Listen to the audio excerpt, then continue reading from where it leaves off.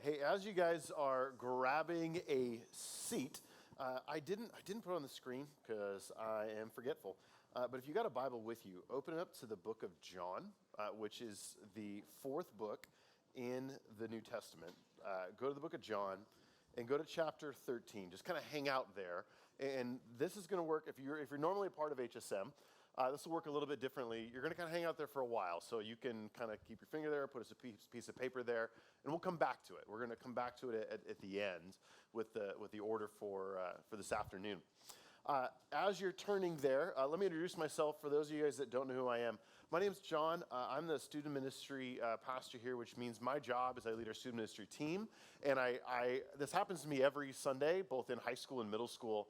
I bounce between both middle school and high school, and I always meet somebody new, which is great. And it tends to go like this, of like, oh, hey, I've seen you around, which is I'm now the, oh, I've seen you around guy, which is great. And so if you don't know who I am, I have been around, but because of my role, I'm in both worlds. And so it takes me about 2 or 3 times longer to get to know your names, or to put a name to a face, or remember it. Sometimes I will forget, and I'm pretty honest about that. I'll just ask and be like, hey, I forgot your name, I'm sorry. I'd rather make you feel weird, I'll just be the weird one.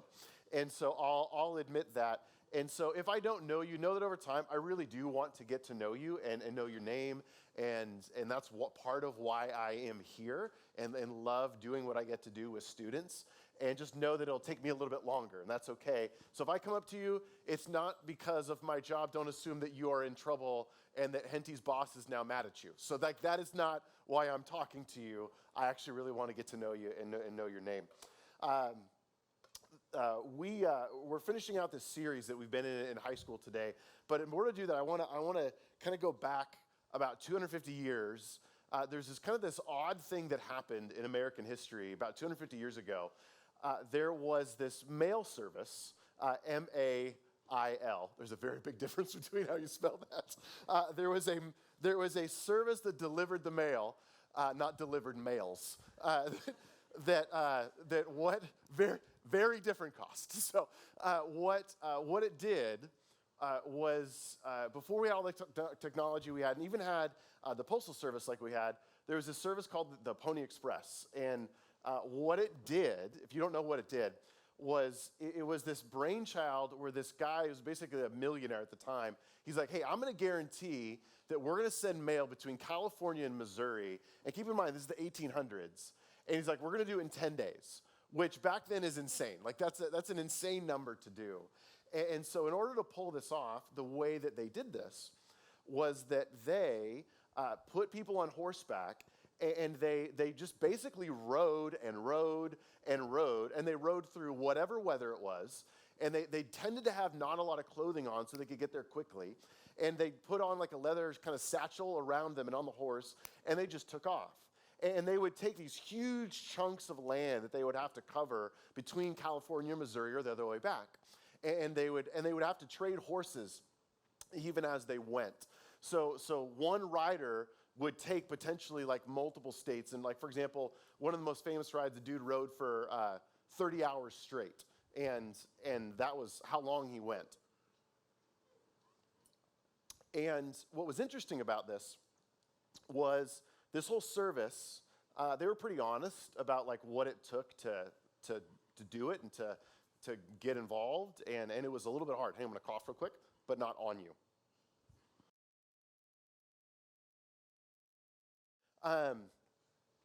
They even like slightly muted the mic when I did that. That's probably going to happen a few times because I have a pretty dry throat today. I promise I don't have COVID. And so, which makes it immediately suspicious that I have COVID, right? When someone doesn't say that, you're like, now I believe you have it. And so they would travel through, and they would be pretty honest about everything that it took to do this. And oddly enough, because even though it took about your whole life, and it was actually all-encompassing, and it was very, very exhausting for your whole life, they never really struggled for riders, which is interesting. And most of the riders, because they needed to be a certain weight and height, were probably about your age. They weren't adults. They didn't have kids and family and stuff. And I think this shows kind of something really interesting. that if we are honest about the high cost of something, like if you're really honest about the high cost of something, anybody who signs up for it or says yes to it, you know they're really in, right? Like if you're honest just about how hard something is to be a part of, and ultimately, it's very, very similar when it comes to a relationship with Christ, that it was never meant to be this thing that was part-time. It was never meant to be this thing that neatly fit into part of our life or the life that we already had. It was always meant to encompass the whole of our life, or meant to be our life itself. And one of the questions that I am curious about, and just kind of think in your own mind, is I am curious, as you're sitting here today, which way you see it, right? Like which way you see a relationship with Jesus. Even if you're not certain where you fall on that, we all have a preconceived idea about that. Whether or not I see it as something that, excuse me, fits into my life, or something that is my life and encompasses the whole of it. And one of the ways to kind of tell, like how I would answer that question, is what you and I do with our time and our energy and our effort, or another way to put that is the way that you and I serve, or how consistently we serve. It's a really good indicator of which way I tend to look at a relationship with Jesus. Either it's something that fits into what I have going on, or it's the thing that molds everything that I have going on. And as I said, we've been in this series, and we're actually closing it out today. It's called Habits. And really what these are is these are actions. These are spiritual practices that God gives us. And the big idea that we've been saying over and over through these weeks is that the reason we're talking about this and what they are is that spiritual practices, they place us in the stream of God's grace, meaning that they help us grow an understanding of just how good God is to us, despite the fact that we don't deserve him to be. And they also draw us near to Jesus, meaning they actually grow our relationship with Jesus. And so we walked through like a number of things, like this is why we pray. This is why we read the Bible. Henty walked through last week. This is why we give our money and we tithe. This is why we do these things. And today we want to talk about and close the series out the idea of this is why we serve. And the big idea for this morning, or this afternoon, is that ultimately we serve because following Jesus isn't a part of our life, it is our life. The reason that you and I serve is because following Jesus isn't simply a part of our life. It's meant to be the whole of our life. And so when I use the word serve, here's what I mean. I mean that you would use your time, you use a talent that you have, or that you would put effort towards honoring God by benefiting another person above yourself, right? That's ultimately, for the most part, what serving is that I'm expending some sort of energy, something about something that I have or am doing is happening for the benefit of someone else above myself. There is no version of serving that doesn't benefit somebody. There is no version of serving that doesn't come with a cost. And there is no version of serving that doesn't ultimately put me kind of at the bottom. All of those are characteristics of what it actually means to serve. And it will also show up not only in the whole of our life, but it should show up in our interaction in a community like this. Like it should show up in essentially how we do church, right? Like serving should frame what our experience is in something just like this. Like it really matters. Now, admittedly though, anything that is a habit, and this is included, anything that is a habit, it takes a while to grow in that habit. It's not necessarily natural to us. In the same way that I would say it's not natural for us to stop everything that we're doing and then just pray to God. That's not what we're normally used to. It is also not natural to us to spend time and open up and meditate and seek to understand God's word, it is natural to us to do what is entertaining for us.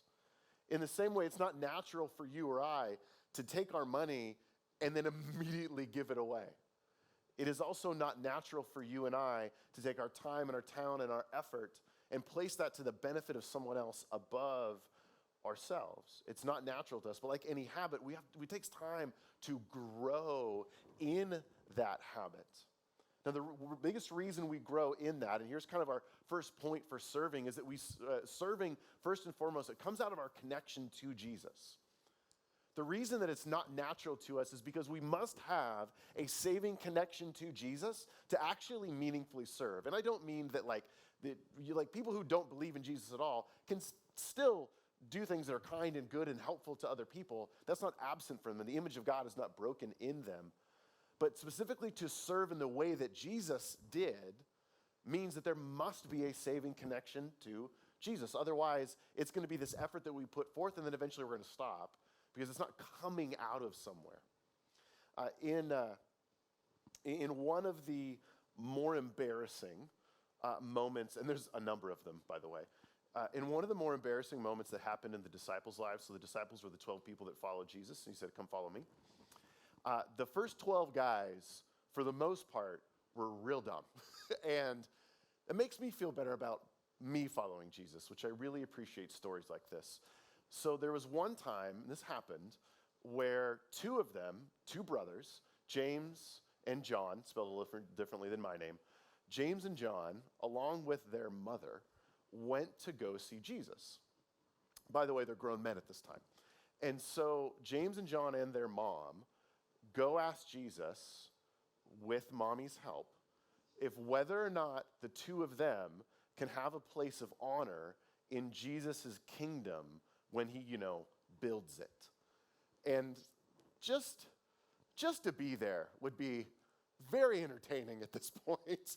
Just like, I don't know whose idea, the Bible doesn't say whose idea it was first, but the whole thing's a disaster. And sure enough, because of course they do, the other disciples find out that they've done this, and they're mad about it. So now this whole fight is happening, and it's a total dramatic disaster. And Jesus, like in a lot of moments, has to step in and just teach these guys. He's like, I can't believe these are the ones I picked, but fine. And sits them down and basically explains to them why he's there. And within that process, this is something that he says. He says this in Matthew 20. He says, look, whoever would be great among you must be your servant. And whoever would be first among you must be your slave. Even as the Son of Man, that's the thing that Jesus called himself, came not to be served, but to serve and give his life as a ransom for many. So Jesus describes, even among himself, why he's here, why he came, what the purpose of his existence is that through serving, he would rescue you and me. And you and I live in a world that is obsessed with self-promotion and recognition. Our world is obsessed with self-promotion and recognition. And it's really, really easy for every single one of us, none of us are immune to this, to get sucked into it. And I think a lot of times we don't even realize all the ways we have. And the reason we do that is because there is something about our hearts that wants it. And if you just think about how our lives are ordered, almost everything that we post is about us.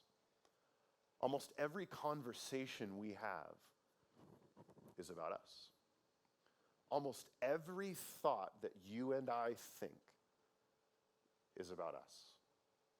And so it's not a huge surprise that our natural inclination is to desire and then to actually act out serving ourselves first. Let's just assume that's how we normally are.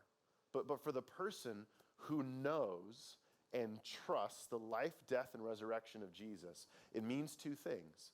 It means that Jesus is our Savior, So he has actually rescued us from that type of life. And two, he's also our example.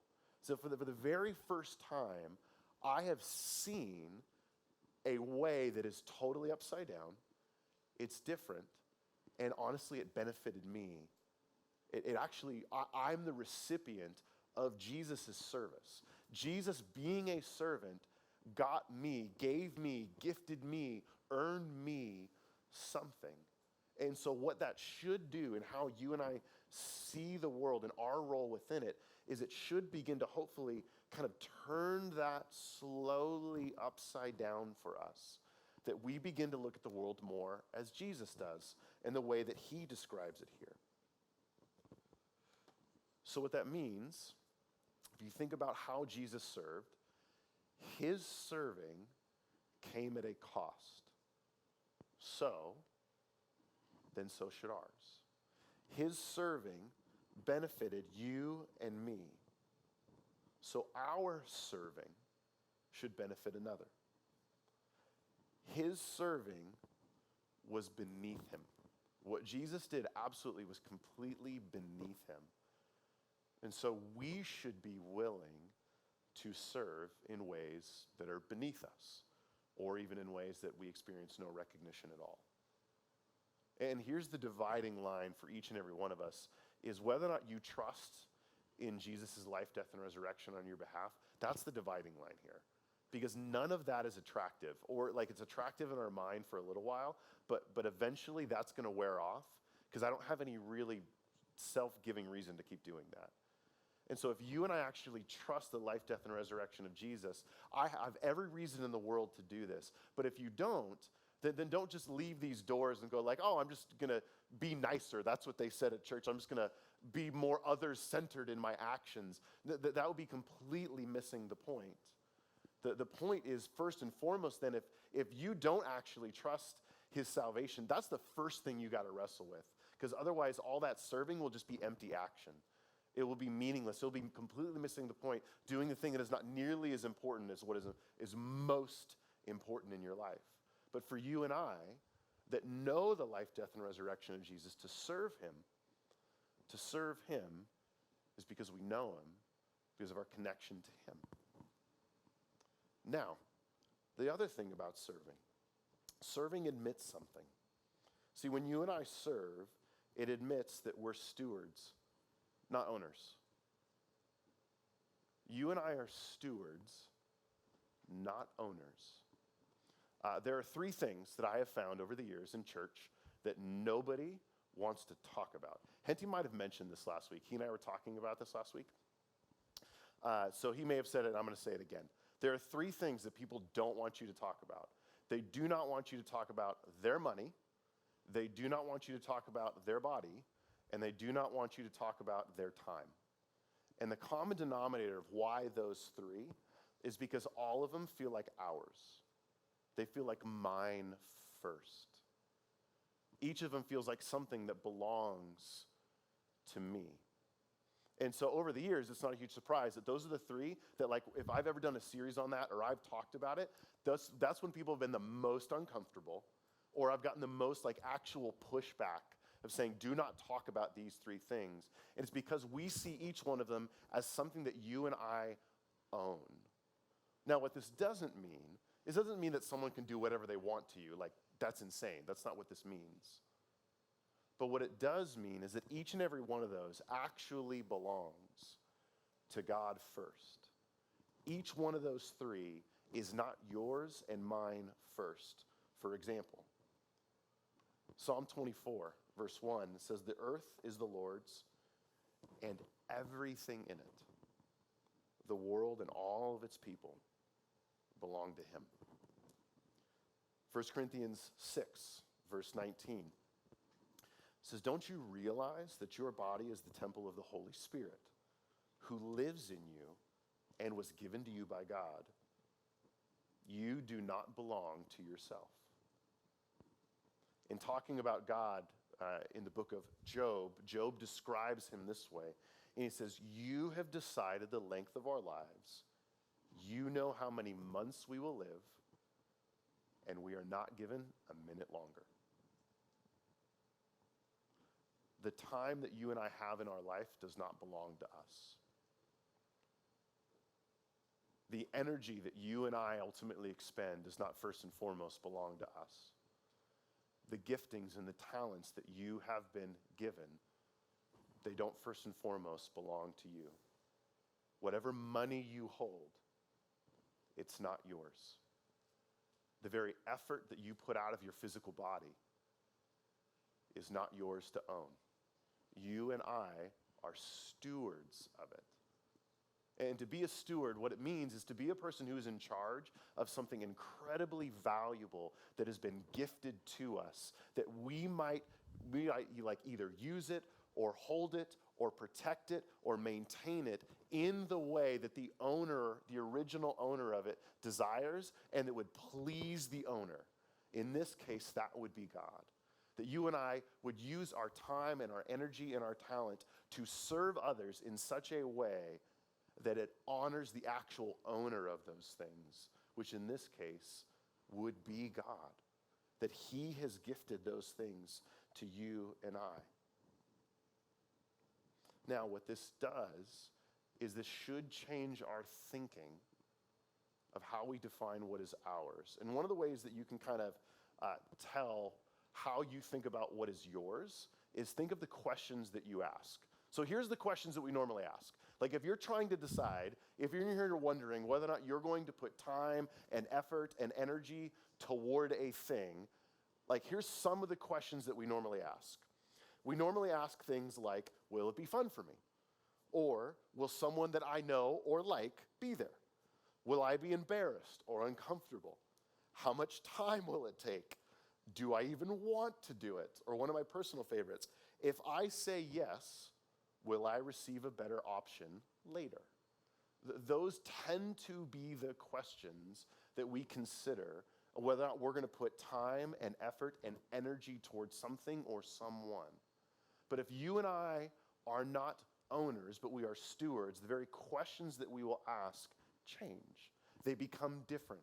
The very way that we see these things is changing. So for example, instead of asking whether or not it'll be fun, which inherently isn't a wrong question, but it is not the most important question.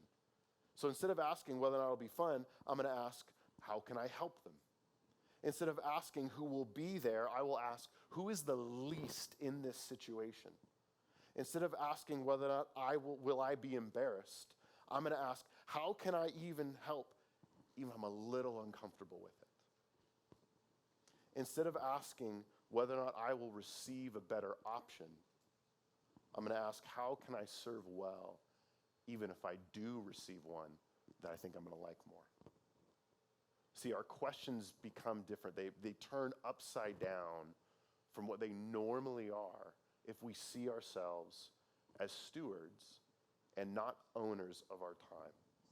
Now, this is a hard idea for us to accept, and what this means, this is the third part of serving, this is a hard idea for us to accept, and ultimately, one of the things that serving does is it requires death to self. Serving, like anything else in following Jesus, requires that you and I die to ourselves. And so to help kind of paint a picture, let me give you a story. So a number of years ago, there was a guy that asked to meet with me. He was a senior in high school. And he said, and I'd known him for a number of years, and we knew each other well enough. He said, hey, can I just talk to you? So we hung out one afternoon, and I said, hey, why are we meeting?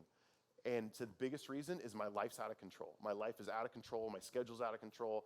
I don't know what to do. Like, I just need you to walk me through it. And he was pretty antsy. And so we sit down, we walk through it, and his life and his schedule, in case you're wondering, they were out of control. Like, they were out of control. And at one point, I actually grabbed, I can't remember if I grabbed like a piece of paper or whatever it was, but I had him physically write down his schedule on it. And I just was like, wait, hang on, I need to visualize this. And so I had him write down, like it took a while, but almost hour by hour from Sunday all the way to Saturday, and just said, you just tell me what your normal schedule is. And he wrote it out. And legitimately, his schedule was worse than mine as like an adult with a full-time job and multiple children. And I looked at him, and I'm like, dude, I think I have the answer of why your life is out of control. Your schedule is out of control. But that's not the reason your schedule's out of control. Something else is going on here. And so then I started probing questions, and I said, hey, I need you to be honest with me. Do you believe that your schedule is harming you physically? And he said, yes.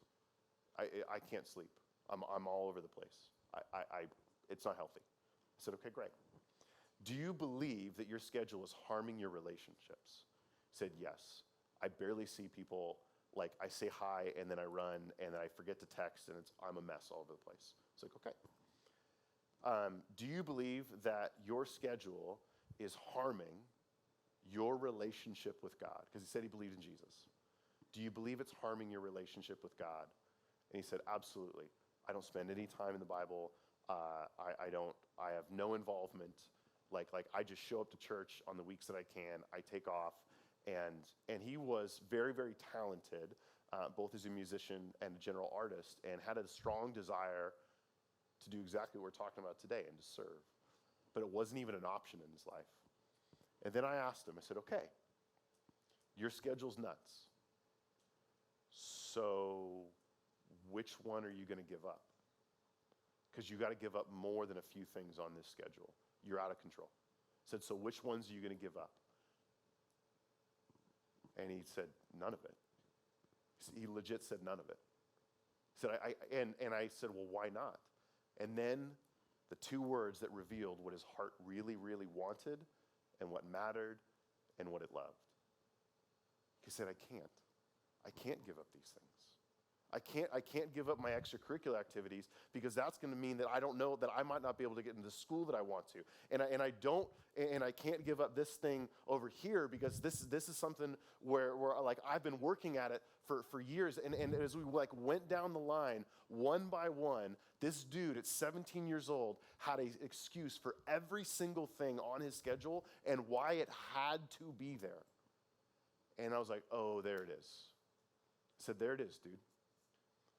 There it is deep down, is that you honestly believe that if you remove these things from your schedule, that you will miss out.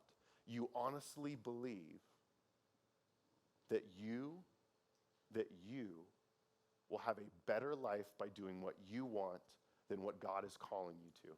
That's your honest belief. And I was like, and that's what you got to deal with.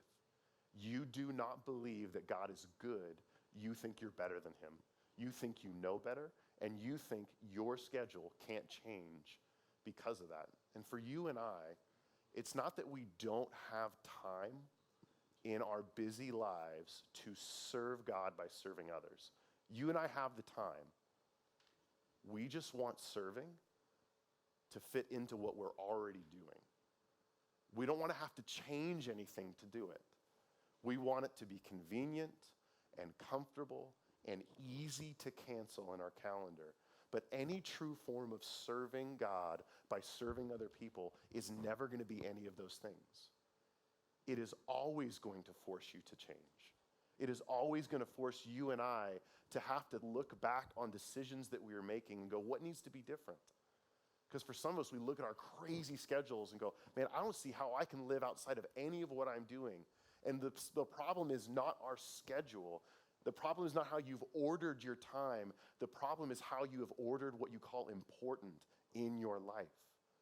And whether or not you and I have the ability to serve God by serving others is an indicator of what our heart really loves and what it really, really thinks matters. It's an indicator of that. And so for you and I, what this means is we have to die to the very things that we place above God and love above him. Jesus said this. He said, anybody who would come after me must deny himself, take up his cross daily, and follow me. And when Jesus said this would have been a very, very, very surprising thing because the cross was known as a Roman instrument of death. And so it was this way of saying you have to put to death, you have to kill in you anything that you put ahead of me. It does not mean that we cannot have anything good in our life or we don't get to ever do anything that is enjoyable. It is about what we put as first and foremost in our life that then shows up in what we do and how we order our time. So Jesus says you have to put to death things like your love of comfort. And you have to put to death things like your love of being noticed. And you have to put to death things like your love of convenience and your things like love of pleasure and love of success. Those have to die in your heart, that you do not love those anymore above God. And for you and I to actually, truly serve other people and even make time in our life to do this, it is going to force us to die to ourselves, because true service is never convenient. It is never something that is easy to fit into our lives. It's always going to cost us something. It is always going to cost us something. And I really believe there are a lot of people who love Jesus or claim the name of Jesus, and they are ultimately either just not going to change part of their life so that they can just keep doing what they want, or they take serving and they neatly fit it into kind of like in little bits and pieces in there just to kind of like make it seem like I'm doing what I should, and are ultimately falling incredibly short and missing out on what God is calling them to. And what it reminds me of is, I don't know if you've ever seen like the large inflatable game. It's called the Bungee Run. If you've ever been on this ever in your life, I think we might have had it at summer camp last summer in the parking lot right over there. I don't recall. But after like years of working at a church, I've seen this contraption like 1,000 times.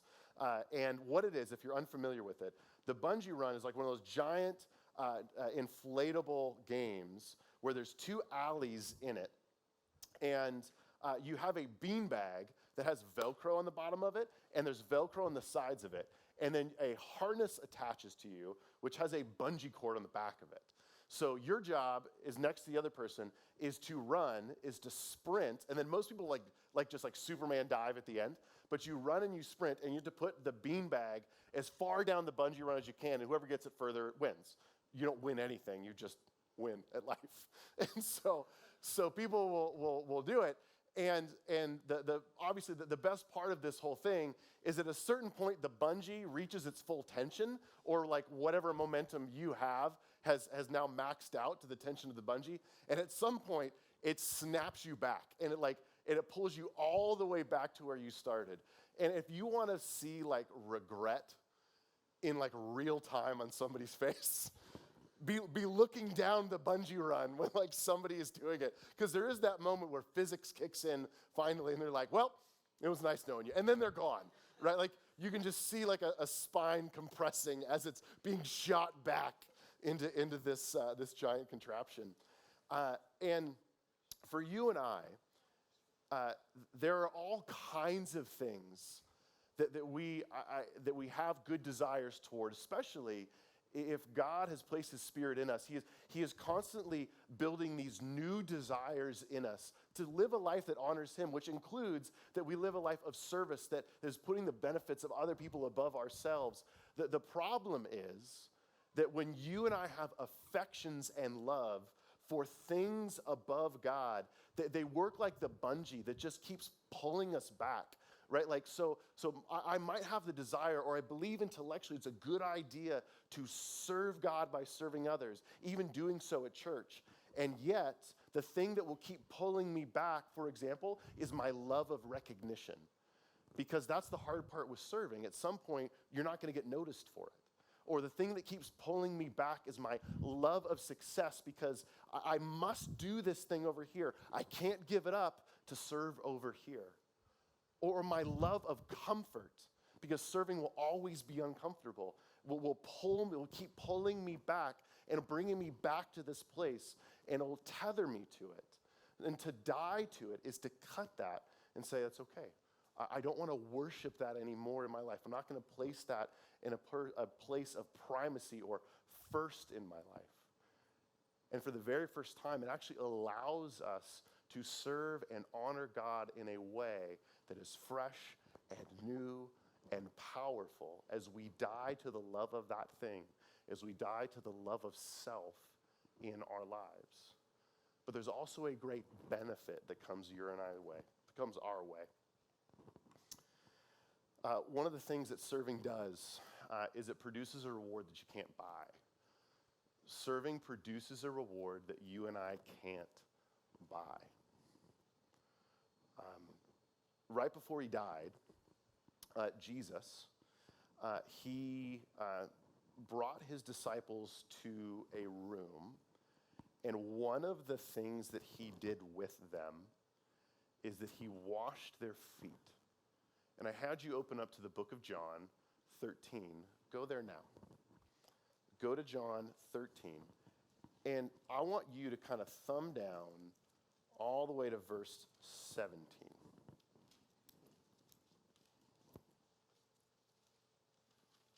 Okay. I'm going to put it on the screen in case you're unable to find it or unfamiliar with it. John 13, verse 17. And so here's how the story goes. I'm going to give you the paraphrase.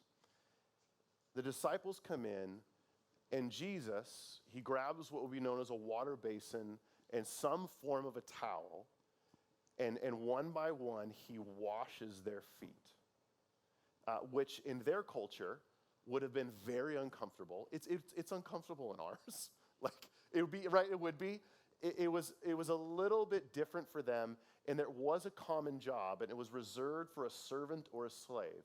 So for Jesus, their master, to begin to do this is actually very uncomfortable. It's also a little bit gross because they do not have paved roads and they don't have closed-toed shoes. They walk around in sandals and they walk around in the dirt. And so Jesus grabs a towel and water, and he's cleaning dirt and rocks from between his disciples' toes. And he goes through, and he does this as a visual representation of what it means to serve.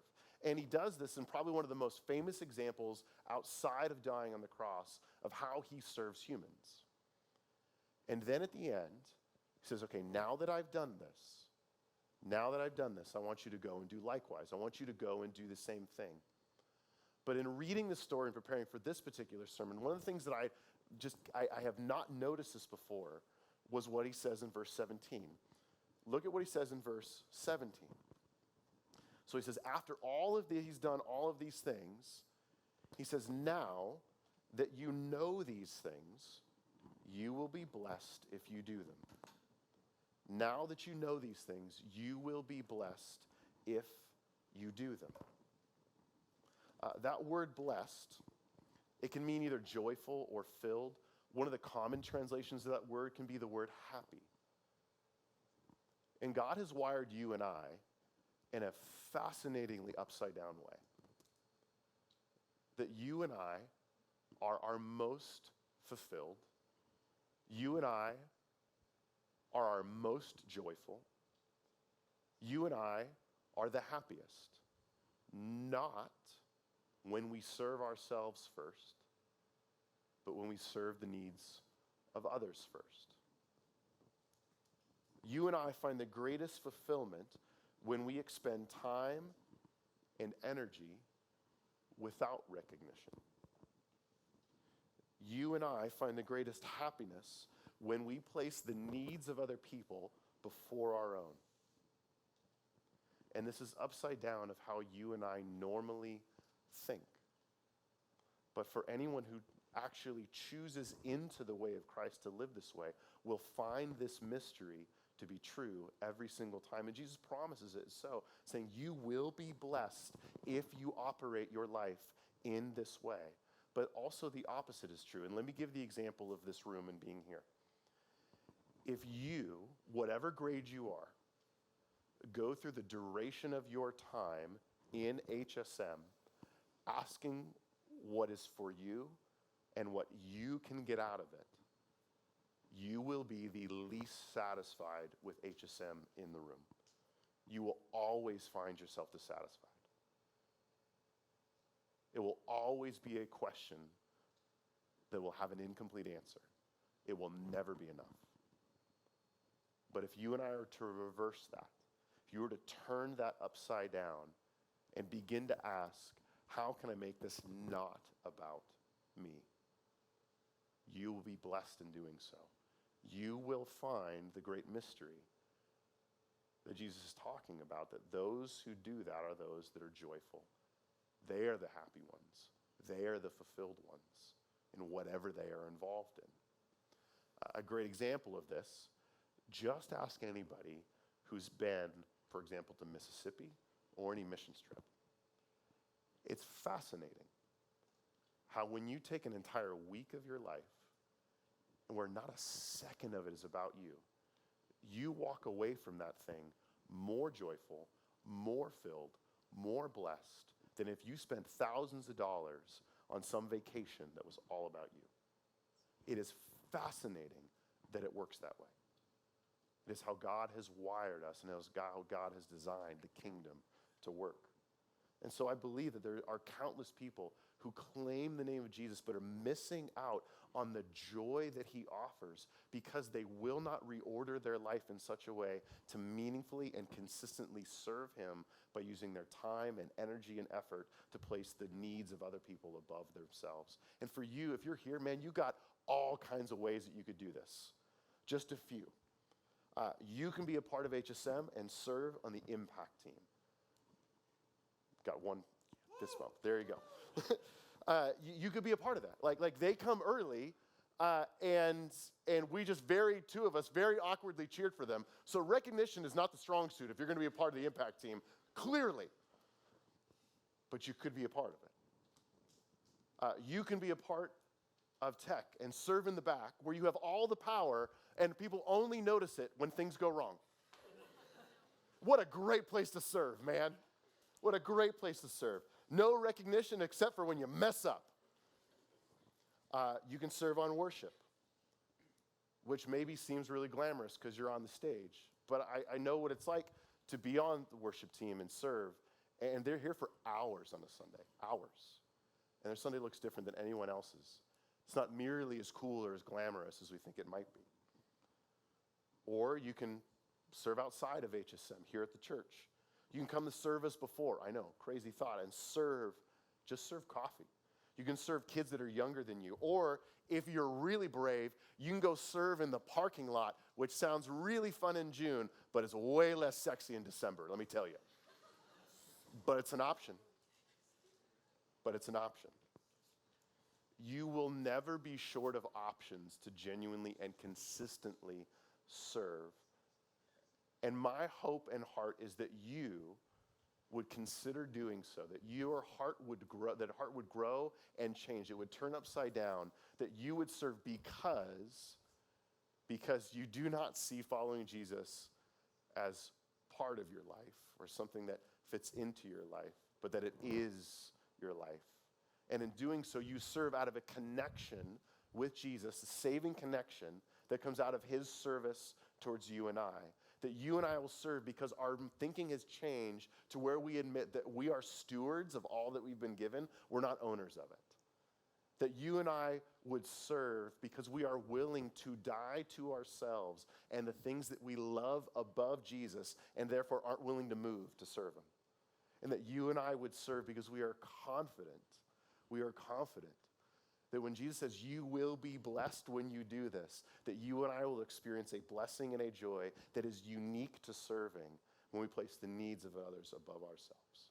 I pray that's why you do it, that you would, in doing so, make this a consistent habit in your life and serve him, because following Jesus isn't part of our life, it is our life. Let's pray. God, I thank you for this group of students. Thank you for their willingness to listen. Thank you for their willingness to put up with me coughing through about half of it. And I thank you for them, God. I thank you that you have gifted this room of students with all kinds of gifting and talents and time and energy. Help us to be people who learn how to submit that to you. Lord, help us to be people that in all areas of our life, but including in how we serve, that we don't ask you to fit into our lives, but instead we are molded by you. That our lives are submitted and molded by what you call us to and towards. May we be people that grow in our trust of you and our refusal to place anything above you. Thank you that you are with us. Bless them as they go throughout their day and bless them as they serve. And we pray these things in your son's name. Amen. As we always say, hang out to kick you out. There's probably like 2 chocolate muffins that are still available. So fight over that. And enjoy the sunshine. You guys are out of here.